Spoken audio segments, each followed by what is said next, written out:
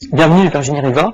Alors, vous êtes journaliste, correspondante d'Europe 1 à Rome, et vous êtes l'auteur de cet ouvrage Converti, qui est en fait une série de portraits de femmes converties à l'islam. Alors, vous rappelez dans votre introduction que souvent ce qu'on parle des convertis, ça renvoie toujours souvent à un parcours de radicalisation.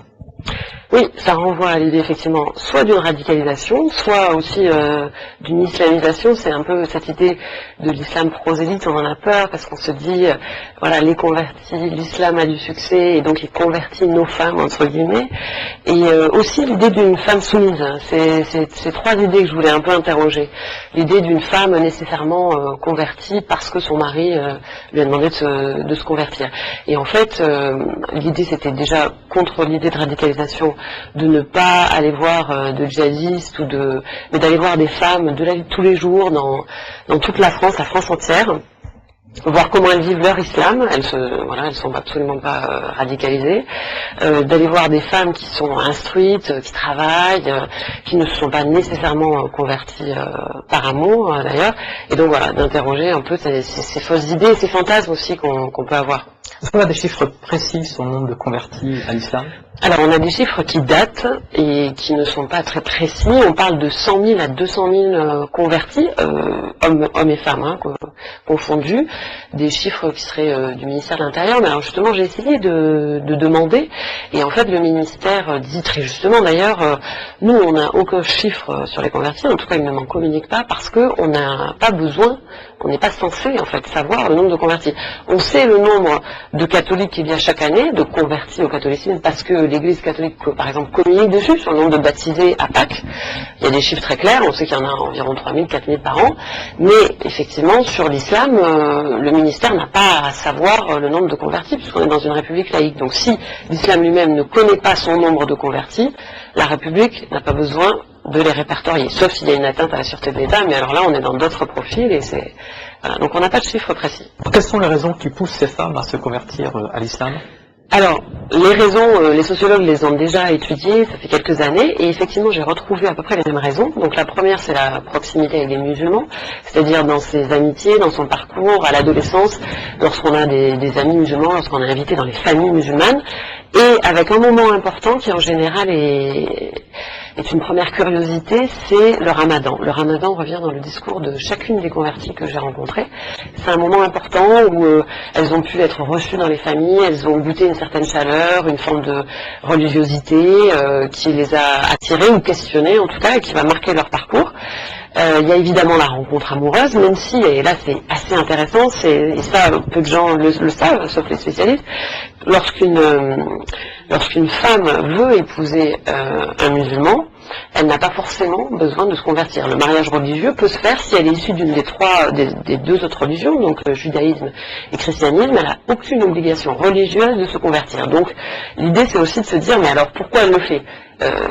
Elle le fait parce qu'il y a une pression de sa belle famille, elle le fait parce qu'il y a une pression de son mari, ou vraiment si elle n'est pas obligée, à quel moment elle le fait? Est-ce qu'il n'y a pas aussi une recherche de sens?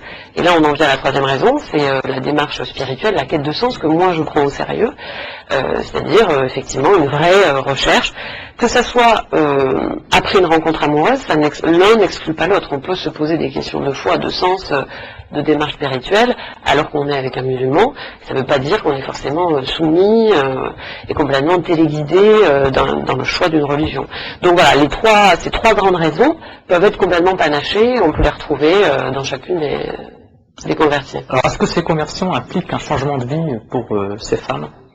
Alors j'ai envie de dire oui et non. Oui, parce que l'entrée dans l'islam, ça implique un changement de mode souvent vestimentaire, enfin ça dépend du type d'islam auquel on se convertit, mais il y a quand même un changement, il y a une notion de pudeur, il y a aussi des changements alimentaires, il y a des changements, la prière vient dicter le rythme de la journée, mais oui, parce qu'effectivement, on devient vraiment croyant, encadré dans une religion. Non, parce que ces femmes-là ne sont pas désocialisées. Celles que j'ai rencontrées, en tout cas, conservent leur travail. Alors, évidemment, il se pose la question ensuite du voile, par exemple. Il y a des femmes dans ce livre qui sont directrices de crèche, donc qui se sont vraiment posé la question, alors qu'il y a eu toute cette affaire Badilou, elles se posent la question en se disant, est-ce que mes salariés peuvent ou non porter le voile? Moi, en tant que musulmane convertie, comment faire? J'en ai une autre qui était cadre à la Défense et qui, de retour de son congé maternité, se dit qu'elle veut porter le voile et elle se rend compte qu'effectivement, dans le travail qu'elle fait, ça va être compliqué. Donc, elles essayent de rester actives, professionnellement, mais en tentant d'adapter, mais ce ne sont pas des femmes désocialisées. Elles changent de vie, oui, parce qu'elles sont vraiment croyantes et pratiquantes, mais elles restent des femmes en général actives. Alors vous rappelez une des caractéristiques de ces femmes converties à l'islam qui est une certaine forme d'isolement. Oui, c'est vrai que ça, beaucoup s'en sont plaintes et me l'ont dit. Si après la conversion on ne se marie pas avec un musulman, on n'est pas accueilli dans une famille musulmane, c'est vrai qu'elles souffrent d'isolement, elles me l'ont dit. Parce que souvent elles se sentent en infériorité culturelle, il y a un petit complexe, elles ne parlent pas arabe, elles n'ont pas toute la connaissance des textes, elles se sentent moins bien formées, lorsque c'est le ramadan, elles ne savent pas cuisiner, ça elles me le disent par exemple, avant on était invités dans les familles de nos amis musulmans, maintenant on a notre propre famille, j'ai mon mari, mes enfants, il faudrait que je reçoive tout le monde, mais moi, je ne sais pas faire tout ce qu'il faut faire le soir du ramadan. Alors, j'achète des trucs français, mais je suis un peu complexée, du coup, d'inviter mes amies. Elles sont isolées, elles savent pas, elles n'ont pas forcément les amis pour aller à la mosquée, les amis US. Et ça, je crois qu'elles me disent que la communauté musulmane n'en a pas suffisamment conscience. Et donc, elles me l'ont confié aussi pour en témoigner. Alors, dans votre enquête, vous avez également cherché à savoir comment ces convertis à l'islam étaient perçus en dehors de la communauté musulmane, notamment au niveau du monde catholique. Oui, parce que effectivement, je travaille à Rome, donc je suis le Vatican, et j'ai eu l'occasion de poser la question. C'est une question qui est difficile à poser pour l'Église catholique, parce que l'Église catholique en France accepte le principe de l'Église catholique dans le monde accepte le principe de la liberté religieuse, donc reconnaît les conversions à l'islam, peut en parler. Mais c'est vrai qu'il n'y a pas de réciprocité, puisque dans certains pays, la conversion au christianisme pour un musulman est complètement pénalisée, passible de mort, condamnée. Donc dans le dialogue de l'islam et de l'Église catholique, c'est le sujet un peu compliqué, parce que le dialogue se fait bien, mais sur ce sujet-là, il y a des tensions. Alors j'en ai quand même parlé au Vatican, c'est ce qu'on me répond. On me dit, c'est vrai que la question de la conversion, on est un peu mal à l'aise. Mais en France, vous avez des gens au sein de l'Église, comme au service des relations avec l'islam de la conférence des évêques, qui dialoguent avec des musulmans, Monseigneur Dubos, le Père Roucou, et qui, eux, ont une perception très fine, en fait, et tentent de comprendre aussi pourquoi ces filles-là, qui sont souvent issues de familles catholiques, sont attirées par l'islam. Eux ont besoin aussi de comprendre, savent en parler, et sans aucun tabou.